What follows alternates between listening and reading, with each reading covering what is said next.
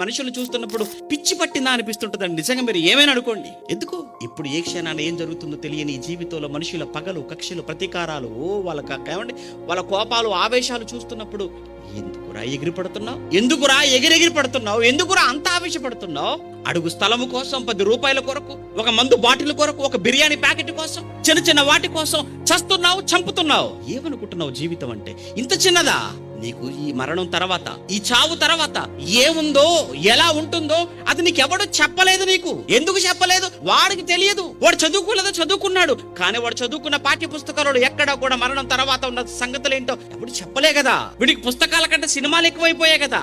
సినిమాల్లో ఏం చెప్పారు? చస్తే ఏ గొడవ లేదని చెప్పేసాడు. అది నిజం అనుకున్నాడు వీడు. అసలు గొడవ అంతా తర్వాతనే ఉందిరా, నీకు అర్థం కావట్లేదు. తర్వాతనే ఉంది అసలు జీవితం. ఇదేం బ్రతుకండి? గొంగలు పురుగు లాంటి జీవితం అంటే ఇది గొంగలు పురుగు లాంటి జీవితం. ఈ జీవితం కోసం మీరు ఆరాటపడుతున్నారు. ఈ జీవితం కోసం ఏదో ఆశలు పెట్టి పెంచుకుంటున్నారు. వద్దు, దీని తర్వాత నీకుంది అసలు జీవితం.